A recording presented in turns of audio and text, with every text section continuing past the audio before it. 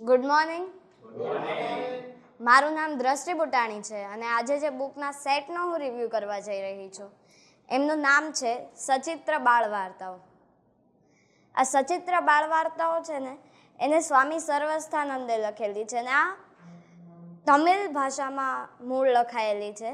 આ એમનો ગુજરાતી અનુવાદ છે. ઇંગ્લિશમાં આ પિક્ટોરિયલ સ્ટોરીઝ ફોર ચિલ્ડ્રનના નામે પ્રસિદ્ધ છે અને ગુજરાતીમાં સચિત્ર બાળ વાર્તાઓ. આ પુસ્તકના પ્રકાશક છે શ્રી રામકૃષ્ણ આશ્રમ, રાજકોટ, ડૉક્ટર યાજ્ઞિક રોડ. ત્યાં એમણે લોકોએ આ પ્રકાશિત કરી છે અને આના મુદ્રક છે કિતાબઘર લાઇબ્રેરી. હવે આ પુસ્તકમાં છે શું, તો આપણે ઘણા લોકો મહાન છે આપણા, જેમ કે નરસિંહ મહેતા છે, રાજા ભગીરથ છે, કવિ શ્રી અરુણાચલ, ઘણા બધા લોકો છે આવા.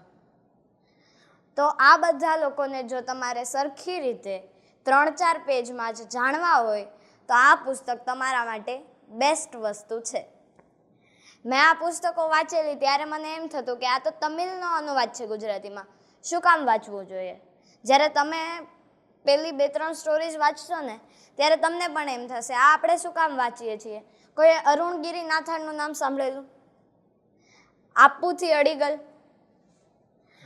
આ બધા મહાન લોકો છે પણ તેઓ સાઉથથી આવેલા છે, સાઉથના ઘણા લોકો. તો એ લોકોને આપણે ન સાંભળેલા હોય પણ એ લોકોએ પણ ઘણા મહાન કામ કરેલા છે. પોતાના શરીરનો ત્યાગ કરીને જે બીજો દેહ જે મૃત્યુ પામ્યો છે તેમાં પોતે એન્ટર થઈ રહ્યા છે અને પરિવારને જ્યાં સુધી પરિવારને આઘાત ન લાગે તે માટે 4-5 દિવસ તેમાં રહે છે. હવે આ એક મહાન કામ કહેવાય મારા સામે તો, કેમ કે અત્યારે તો એવું શક્ય નથી. આમાં સમર્થ રામદાસ, કોઈને ખબર હોય તો શિવાજીના ગુરુ હતા. મહારાજા છત્રપતિ શિવાજી, એમના ગુરુ હતા સમર્થ રામદાસ. એવી તો આમાં ઘણી બધી સ્ટોરીઝ છે. નરસિંહ મહેતા. હવે નરસિંહ મહેતાએ કેવી રીતના ગુણગાન શરૂ કર્યા કોઈને ખબર છે? વાત એમ છે કે મોટા ભાઈ મૃત્યુશૈયા પર છે અને નાના ભાઈ બલરામ સામે બેઠા છે. મોટા ભાઈને ચિંતા થતી હોય છે કે મારા દીકરાને કોણ સાચવશે, એની મા તો પહેલેથી જ ગુજરી ગયેલ છે. હવે તો નાના ભાઈ કહે છે, બલરામ કહે છે કે તમારો દીકરો એ મારો દીકરો નથી, શું હું એને નહીં સાચવું? એના ભાભી એને નહીં સાચવે? સાચવશે જ, તમે ચિંતા ન કરો, અમે લોકો એને સાચવશું. અને મૃત્યુશૈયાથી એ મૃત્યુ પામે છે મોટા ભાઈ. હવે એ દીકરો એટલે કોણ? નરસિંહ. હવે તેમના તોફાન તો પેલા બહુ જ વધારે હોય છે. એક દિવસ છે ને ગામના લોકો નક્કી કરે છે કે અમે એની ભાભીને કમ્પ્લેન કરશું અને તે દિવસે જ નરસિંહ ગામના એક છોકરાનો ખમીસ ફાડી દે છે. તો તે લોકો દોડતા નરસિંહના ઘરે આવે છે અને કહે છે ભાભી આણે જો અમારો ખમીસ ફાડી દીધો. હવે આવું તો ગામમાં ચાલતું જ હોય છે પણ તેના ભાભીને આ વાત પર બહુ ગુસ્સો આવે છે. પછી જ્યારે નરસિંહ આવે છે તો કહે છે ભાભી કકડીને ભૂખ લાગી છે, કંઈ ખાવાનું આપો. ભાભી કહે છે નહીં, વાંચવા માંડો. તમે કેટલા તોફાન કરો છો, આખું ગામ માથે લીધું છે, એવું કહીને એને મોકલી દે છે. અને તરત જ નરસિંહનો શું રિપ્લાય હોય છે ખબર છે? નથી જોઈતું મારે તમારું ખાવાનું, નથી જોઈતું ગામ કે નથી જોઈતું શહેર, હું તો આ હાલ્યો ક્યાંક બીજે. એ તો નીકળી જાય છે. રાતે બહુ અંધારું થઈ ગયું હોય છે અને ચાલતા જ જાય છે. ઘણઘોર જંગલ હોય છે. એ આસપાસ જોવે છે તો દેખાય છે એક જીર્ણ શીર્ણ મંદિરનું શિખર. હવે આ જીર્ણ શીર્ણ મંદિર જે છે એ શિવ ભગવાનનું મંદિર છે. તો તરત જ કહે છે કે આ રહ્યું જીર્ણ શીર્ણ મંદિરનું શિખર, ચાલ ત્યાં જાઓ. એમ કરીને ત્યાં જાય છે. ત્યાં જઈને શિવ ભગવાનના જે શિવલિંગ હોય છે એને લપેટીને શિવ શિવ શિવ શિવ શિવ શિવ બોલતા બોલતા ક્યાં ઊંઘ આવી જાય છે, બધી ભૂખ ભૂલાઈ જાય છે. નહીંતર આપણે ગમે ત્યારે ઊંઘ ના આવતી હોય ને ભૂખ પણ એટલી બધી લાગી હોય, ક્યારે કોઈને ઊંઘ આવી છે એવી રીતના? તો નરસિંહને શિવ શિવ શિવ શિવ બોલતા બોલતા ઊંઘ આવી જાય છે. અને જ્યારે એ જાગે છે તો સામે શિવ ભગવાન હોય છે. કહે છે, અરે બાળક, તું આ મંદિરમાં શું કામ અહીંયા મારા શિવલિંગને લપેટીને બેઠો છે? ચાલ હું તને ઉપવનમાં લઈ જાઉં છું. જેમ જ નરસિંહ ઊભા થાય છે, ઘણઘોર જંગલ ગાયબ અને ત્યાં નવો મસ્ત મજાનો સુંદર મજાનો ઉપવન. ઉપવનમાં કૃષ્ણ ભગવાન, રાધા અને ગોપીઓ બધા રાસ રમતા હોય છે. તો શિવ ભગવાન કહે છે કે હે કૃષ્ણ, તમે મારા ભક્તને સાચવશો? કૃષ્ણ શું જવાબ આપે છે ખબર છે? જેના પર શિવની અમી દ્રષ્ટિ હોય એને ભલો કાળ પણ અડી શકે છે. તો એવો જવાબ આપે અને શિવ ભગવાન અને કૃષ્ણ ભગવાન એના મોઢાનો જે સરસ્વતી બેસાડી દે છે ત્યાં, અને તેના મોઢામાંથી ગુણગાન સરસર સરસર વહેવા માંડે છે. તો ગુણગાન કરતા હોય છે, શિવનાથ મંદિરમાં આખો દિવસ ગુણગાન કરે છે અને કૃષ્ણ ભગવાન તો સામે જ હોય છે. તો એક દિવસ એમના કાકા એમને ગોતતા ગોતતા ગોતતા ગોતતા ગોતતા ગોતતા ક્યાં આવી પહોંચે છે?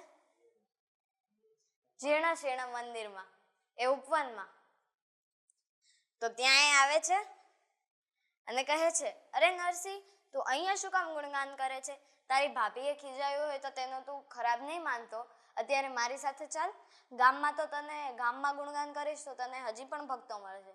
એમ કરીને એના કાકા પણ એને લઈ જાય છે. હવે આ હતી નરસિંહ મહેતાની સ્ટોરી.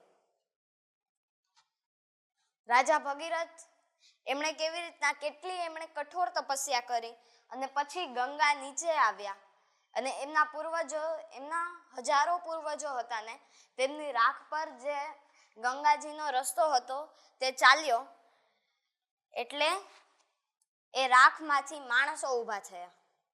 ભગીરથને કોઈને ખબર હોય તો કોઈ સંતાન નહોતા, એટલે તેમણે બહુ કઠોર તપસ્યા કરી હતી. 2 વાર એમને શિવજીના દર્શન અને 1 વાર બ્રહ્માજીના દર્શન થયા હતા. અને બધાએ શિવજી અને બ્રહ્માજી અને વિષ્ણુજીએ મળીને, આપણા ત્રિમૂર્તિએ મળીને ગંગાજીને નીચે વહાવ્યા હતા. અને અત્યારે પણ ગંગા ત્યાં જ વહે છે, હરિદ્વાર. ગંગોત્રી ગ્લેશિયરથી નીકળે છે. સમર્થ રામદાસ, અરુણગીરી નાથાર, આપુથી આડીગલ. આનું ઇંગ્લિશમાં પણ અનુવાદ છે, તમિલમાં તો એ મૂળ લખાયેલી છે અને ગુજરાતીમાં પણ. મતલબ આ 3 ભાષાઓમાં તો છે જ. અને એવું નથી, આ સચિત્ર છે. તો મારા જેવડા લોકો હોય, આપણે મૂવી જોતા હોય ત્યારે ખબર છે બધી એક ઘટના મૂવીમાં પ્રોપરલી દેખાડે. એવી રીતના આમાં પણ ચિત્રમાં એક ઘટના દેખાડેલી છે. એક ઘટના પ્રોપરલી દેખાડેલી છે. ઉપર જો તમને લાગે કે શબ્દો થોડા અઘરા લખેલા છે તો નીચે જુઓ, નીચે તો ઘટનાનું ચિત્ર છે જ. અને એવું નથી સચિત્ર છે એટલે એવું નથી મારા જેવડા જ વાંચી શકે, આ તમે પણ વાંચી શકો. આ જ્ઞાન વધારવા માટેની વસ્તુ છે. આમાં તમે જ્ઞાન વધારી શકો તમારું. અને બીજી પરંપરાઓ, ભારતમાં વિવિધ પરંપરાઓ છે અને એના કરતાં પણ વધારે પ્રાચીન ભારત, અખંડ ભારતમાં હતી. આ બધી પરંપરાઓમાં ઘણા બધા મહાન સંતો, રાજાઓ અને કવિઓ થઈ ગયા છે. તો તેઓની સ્ટોરી આ પુસ્તકોમાં છે. અને આખો 8 પુસ્તકોનો સેટ છે. આ સેટમાં કોઈ પણ વધારે અઘરા શબ્દો નથી, પણ જ્યારે લાગે ને ત્યારે નીચેનું ચિત્ર જોઈ લેવું. અને તમે આ પુસ્તક જરૂરથી વાંચજો, કેમ કે આમાં ઘણા બધા લોકોની તમને કવિશ્રી અરુણાચલ કોઈને ખબર છે? અને હમણાં જ મેં 2 નામ પણ આપ્યા. તેઓને કોઈને ખબર ના હોય, પણ એટલી સુંદર રીતે આમાં દર્શાવેલું છે કે તમને એમનું આખું જીવન ચરિત્ર ખબર પડી જાય કે એમણે જીવનમાં શું કર્યું. અને જો તમે એ ચરિત્ર તમારા પોતાનામાં ઉતારો તો તમે પણ એક મહાન માણસ બની શકશો. આ બુક તમે જરૂરથી વાંચજો. Thank you.